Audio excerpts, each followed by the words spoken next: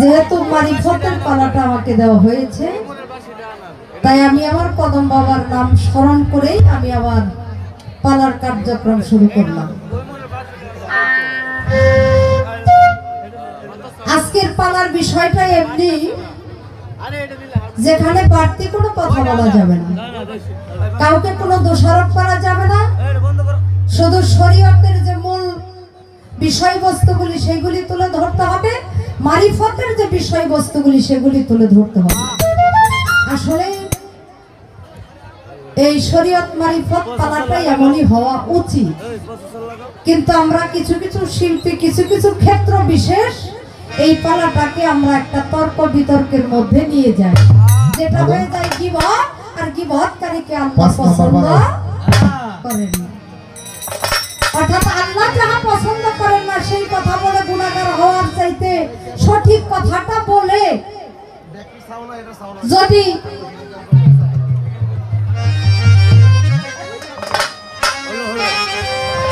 সঠিক কথা বলে সেটা পালায় ঠকা হোক আর জিতা হোক, সঠিক কথা বলে যদি আমার আল্লাহর প্রেম মহব্বত লাভ করা যায়, সেটা কি উত্তম নয়? সেটাই উত্তম। চেষ্টা করব 5 নাম্বার হারমোনিয়াম দিয়ে দিছি, 5 নাম্বার দেন।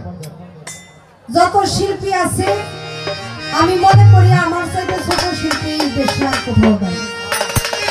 কিছু জানি না, কিছু বুঝি না, আমি আমার মাতালের নামের দোহাই দিয়ে চলি। রিভাব করেন, একটু বাড়ান, লাউড করেন একটু। জানি না দয়ালের কতটুকু রহমত হবে আজকের এই পালাই দাঁড়িয়ে আপনাদেরকে বুঝদান করা। কিছু কথা শুনলাম প্রথমে, আমি একটা গান করছিলাম, বলো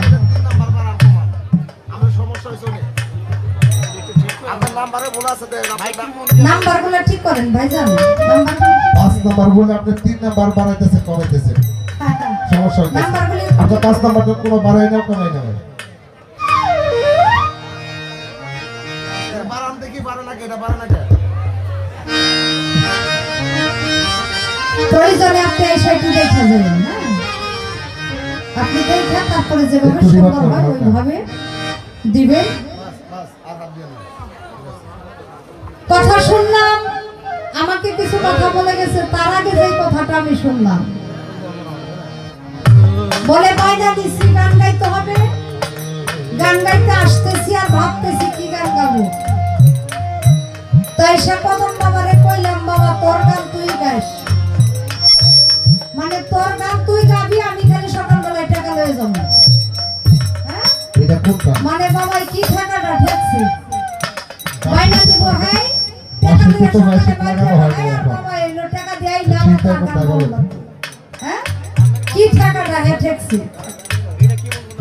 আমি একটা গান করছিলাম, তুমি স্বামী অন্তর্যামী সাক্ষী আছে পাক কুরআন, আমি শুধু গাইবো তোমার গান।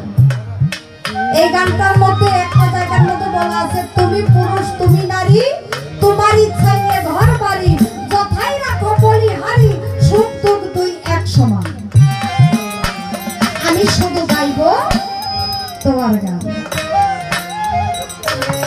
উনি একটা গান গাইছে, গানটা হলো কি আপনারা শুনছেন না?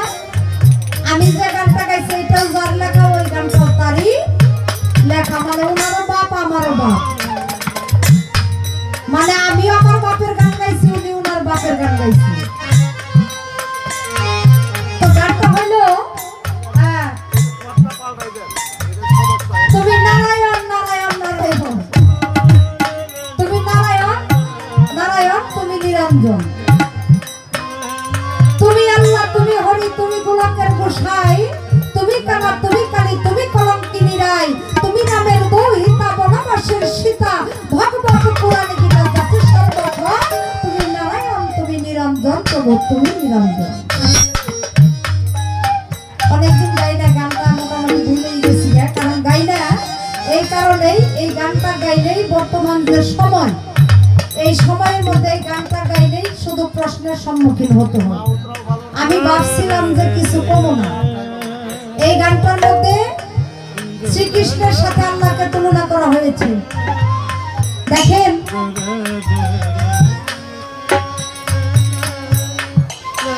একদিন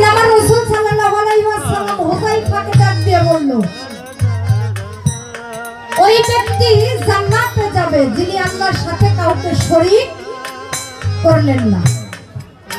তো হুযায়ফা ডাক দিয়ে বলল, ইয়া রাসূলুল্লাহ, যদি সে চুরি করে বলে তবু সে জান্নাতে যাবে, বলে যদি সে জিনাকারী হয় বলে তবু সে জান্নাতে যাবে, বলে যদি সে হত্যাকারী হয় বলে তবু সে জান্নাতে যাবে, যদি আল্লাহর সাথে কাউকে শরীক না করে। কেন? আল্লাহ লা শারীকা লাহু, তার কোনো শরীক নাই। সূরা ইখলাসের মধ্যে তার প্রমাণ দিয়েছে, কুল হুয়াল্লাহু আহাদ আল্লাহুস সামাদ লাম ইয়ালিদ ওয়া লাম ইউলাদ ওয়া লাম ইয়াকুল লাহু কুফুয়ান আহাদ। আল্লাহর নাই কোনো মাতা, নাই কোনো পিতা, নাই বন্ধু, নাই ভ্রাতা, তিনি কারো জন্মের নন, তিনি কাউকে জন্ম দেননি, তিনি কারো মুখাপেক্ষী নন, বরং আমরা সকলেই তার তাহলে আল্লাহ রাসূল বলছে, আল্লাহ রাসূল বলছে আল্লাহর সাথে যে শরীক করবে কাউকে, সে যত ইবাদত বন্দেগী করুক না কেন, আল্লাহর সাথে কাউকে শরীক করা মানে শিরক, আর শিরকি গুনাহ কখনো আল্লাহ মাফ করে না। তাহলে এক নিরাকার আল্লাহরে যে কৃষ্ণের সাথে মিলাইলেন, অমুকের সাথে তমুকের সাথে মিলাইলেন, এইটা কোন যুক্তিতে করবে? কি বাবা, কথা ঠিক কিনা? হ্যাঁ, আল্লাহর সাথে কাউকে শরীক করা যায় না। আল্লাহ খায় না, আল্লাহ পড়ে না, আল্লাহ ঘুমায় না, এটা ওই জায়গার কথা। আল্লাহ কাউকে জন্ম দেয়নি, আল্লাহ কারো জন্মের নন। শ্রীকৃষ্ণ বিবাহ করছে কয়টা আপনারা জানেন না? 16 গোপিনী তারা খাইছে, তারা ঘুমাইছে, তারা বিবাহ করছে, সন্তান জন্ম দিছে। আমার আল্লাহ তো খাই না, ঘুমায় না, সে বিবাহ করে না, সন্তান জন্ম দেয় না, তার সাথে আপনি আল্লাহকে তুলনা করলেন কি করে? কথাটা ধরতে চাইছিলাম না, কইলাম যে যেহেতু বাপই লেখছে গান, আমারে যেহেতু ধরছে, তাইলে আমি ছাড়ুন কে? হ্যাঁ, আমার ছাড়াটা তো ঠিক হবে না। আপনি শরীয়ত থেকে জবাব করবেন আল্লাহর সাথে আপনি কিভাবে আরেকজনকে শরীক করলেন। এবার আসি, আমাকে জিজ্ঞাসা করছে আল্লাহ কেমনে পুরুষ হইল আর কেমনে নারী হইল? পুরুষের বিষয়টা মেনে নিছে, ওই যে সূরা ফাতিহার মধ্যে বলছে তুমি বিচার দিনের স্বামী, তাইলে বিচার দিনের স্বামী যদি হয় তাহলে সে পুরুষ, তাহলে নারীটা কখন কিভাবে হইল? এটা যে গান গাইছে, যার গান আমরা গাইছি, আপনার বাপ আমার বাপ, তার গান আমরা গাইছি, আবার তার বাপের একটা গান দিয়ে আমি জবাব দিই।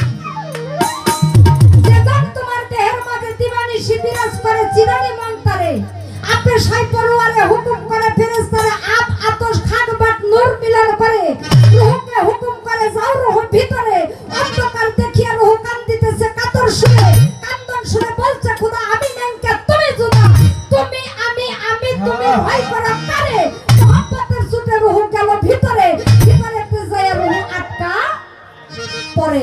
আদম ছিল খারা না ছিল মাসুকের ধারা, একা একা ঘোরাফেরা তুষার বলবো কারে, হাওয়ার রূপ ধরে খোদায় বসিল আদমের বন্ধে, দেখে আদম হইল উধাম ঝলক মারে ধরি মারে, দেওয়ান খানেকেরই ভাবের কথা, ভাবক বিনে পুজে কেঠা, নিজে খাইয়া নিজের মাথা চলতেছি কব্বরে, আগে যদি জানতাম ওই রূপ আকার কি সাকারে, জনম ভরা বস্তা ওই রূপ পলক দিতাম না নজর।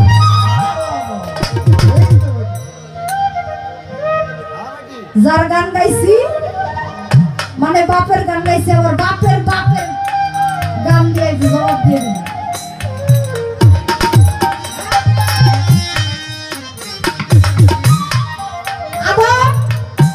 আদমকে যখন আতশ থাকবা, অর্থাৎ আগুন পানি বাতাস মাটি নূরের সাফা দিয়ে যখন আদমকে সৃষ্টি করা হইল, আদম কথা বলে না, লড়ে না, চলে না, আমার আল্লাহ কয় কি চাই আদম একটু আমি দেখি তো। তখন একটা নারীর রূপ ধারণ করে আদমের বাম পাশে গিয়ে বসলেন, দেখে আদম ওই নারীর রূপ দেখে এক পলক ঝলক দিলেই আদম চেতন হয়ে গেল, চেতন হওয়ার সঙ্গে সঙ্গে ওই নারী রূপটা ধরতে গেল, আমার আল্লাহ কয় বুঝছি তুমি কিসে খুশি। আমি কিসের খুশি, তখন আমার আল্লাহ পাক চিন্তা করলো এই নারী আকৃতিটা তৈরি করার জন্য। তখন আদমের খেদমতে হাওয়াকে সৃষ্টি করা হইল। তাহলে আমার আল্লাহ পুরুষ, আমার আল্লাহ নারী, স্থান কাল পাত্র বিষয় আরো আছে।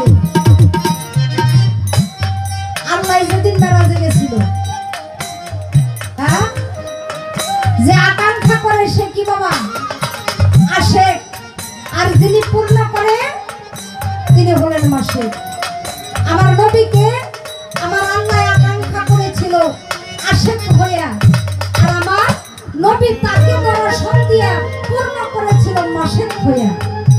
এই যে আশেক আর মাসিকের খেলা, এই ভাবের জগতে গেলে কখনো আশেক কখনো মাসিক, এখানে কখনো নারী কখনো পুরুষ, ভাবের খেলা তারাই খেলে, শুধু আমাদের বোঝা বেশ কম।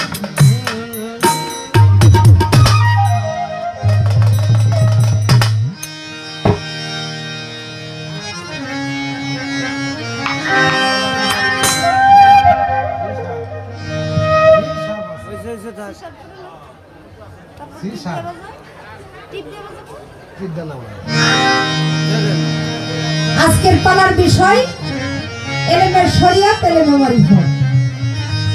শরিয়াতের জ্ঞান, মারিফতের জ্ঞান। আজকে জ্ঞানে জ্ঞানে আলোচনা হবে। এখানে কাউকে কোনো গীবত চর্চার মধ্যে ফেলা হবে না। আমি আমার নয়ন দেওয়ান আমার ভাইকে বলবো, এমন কোন আলোচনা যেন না আসে, আমি যেন মোল্লাকে কিছু না বলি। আমিও চেষ্টা করব আমার মধ্যে এমন কোন আলোচনা যাতে না আসে যে এই মোল্লাই তুই কথা ফকিরদেরকে বলে। কি বলেন আপনারা? শরিয়ত ভালো, তরিকত ভালো, হাকিকত ভালো, মারিফত ভালো, যদি ভালো হয় খাসিয়ত। সব তরিকতই ভালো যদি আমাদের খাসিয়ত ভালো থাকে। তবে হ্যাঁ, কোন জায়গায় গেলে কি পাওয়া যায় এই বিষয় নিয়ে আমরা আলোচনা রাখবো। তার আগে একটা গান করি, গানে গানে আমি মারিফতের দাওয়াতটা দেই, তারপরে কিছু আলোচনা আমি তার কাছে রাখার চেষ্টা করি।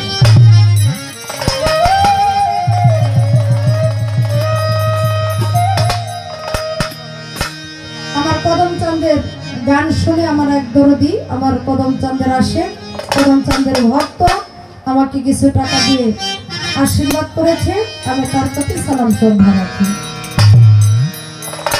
ওরে মাওলার ভাব তরঙ্গে,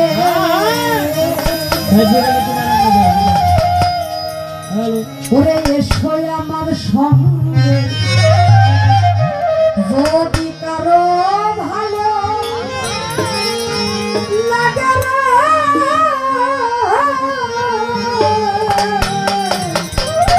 ভাব তরঙ্গে,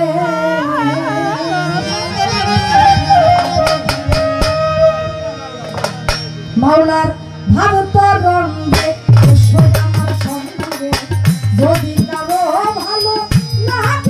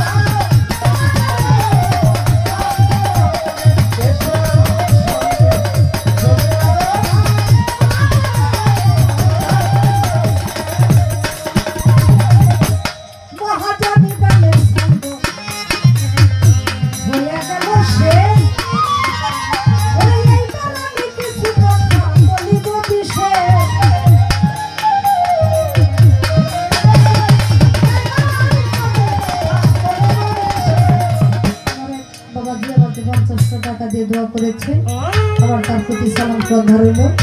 আসলে 7 দিন ব্যাপী গান তো শিল্পীদেরকে টাকা দিলে আর কত দেওয়া যায়। এর আগে আমি আর সাধন ভাই যখন গান করলাম প্রথম স্টেজে মনে হয় 8-10 হাজার বকশিশ পেয়ে ফেলেছি। ওই দিন আমরা ওই ভিতরে গান করতেছিলাম, এই বড় রস ছিল না তো এক স্টেজ করে গান করার পরে প্রশাসন এসে একটু ঝামেলা শুরু করলো, কিছুটা বিঘ্নই ঘটলো। তারপরেও এই বিঘ্নর ভিতর দিয়ে গান গায়া মোটামুটি তারপরে 20-22 হাজার টাকা বকশিশ হয়েছিল। হ্যাঁ, আর আজকে 7 দিন ধরে দিতেছে না, কত আর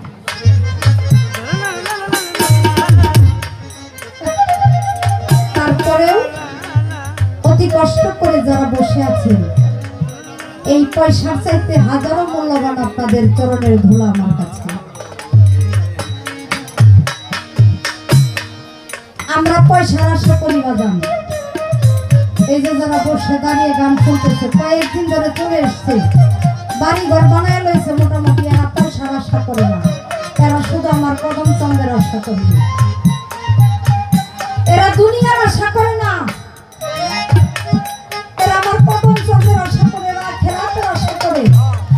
আজকে পয়সা কামাই করুন, কালকে নিয়ে ভাঙ্গা ফেলাবো, কিন্তু আমার কদম চন্দ্রের চরণ যে লাভ করলো সে ইহকাল আর পরকাল লাভ করে ফেলবে। তার ইহকাল পরকাল 2 কালে জয়। মাওলার ভাগবত রঙ্গে সোমার সঙ্গে যদি কারো ভালো লাগে, যদি তোর ডাক শুনে কেউ না আসে তবে একলা চলবে। আমি আমার মারিফতের দাওয়াত দিয়ে গেলাম আমার বন্ধুকে, আমার ভাইকে, আমার শরীয়তের বন্ধুকে। আমার উপস্থাপনা যদি তার ভালো লাগে, আমার উপস্থাপনায় যদি তার মনে হয় যে না এই শরীয়তের মধ্যে থেকে কখনো আল্লাহকে লাভ করা যাবে না, এই আল্লাহকে যদি লাভ করতে হয়, আমার কদম চাঁদকে যদি লাভ করতে হয়, তাহলে অবশ্যই অবশ্যই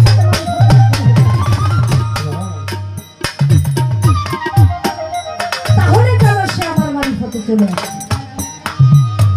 কারণ আমি জোর করতে পারি না,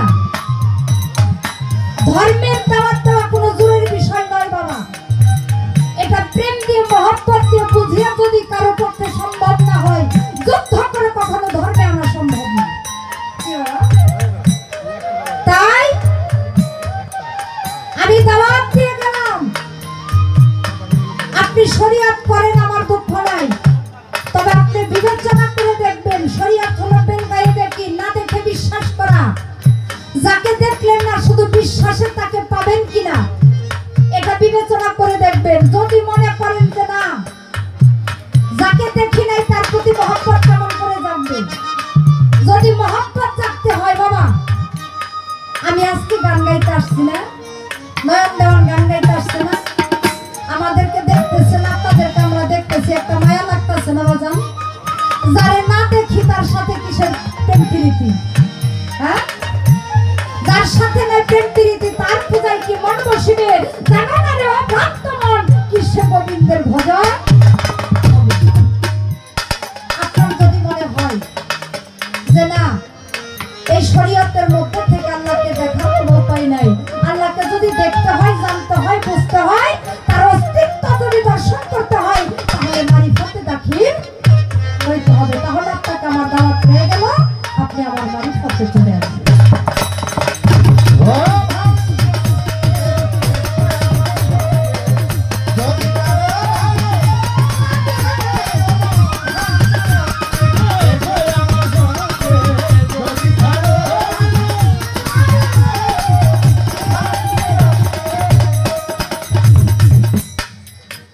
একটা প্রশ্ন করব,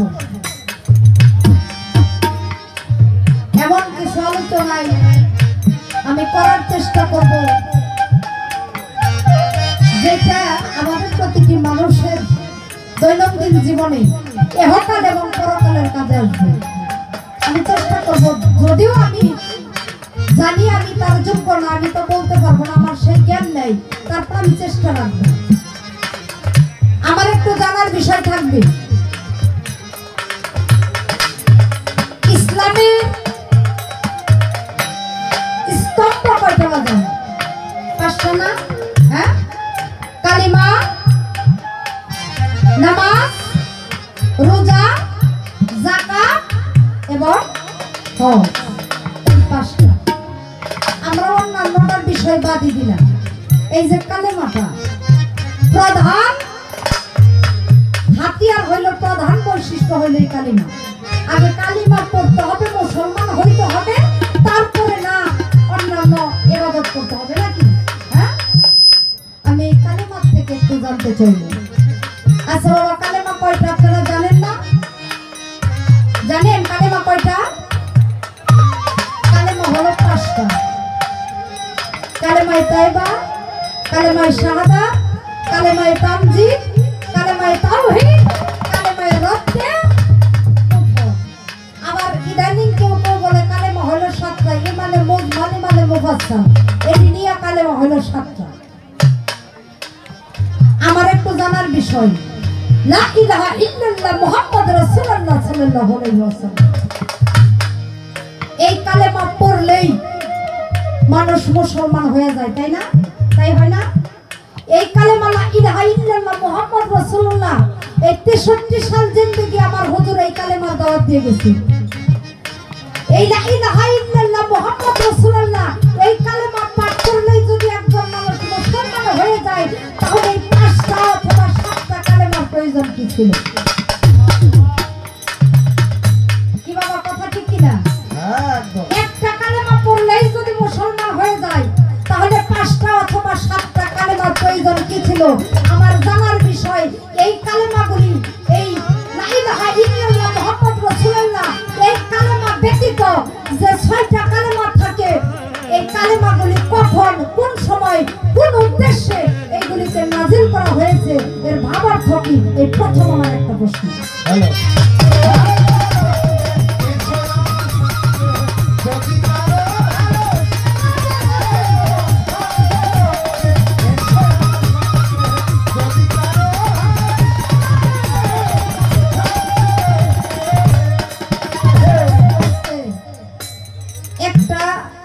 একটা জিনিস তো ভালো লাগে না, তাই না?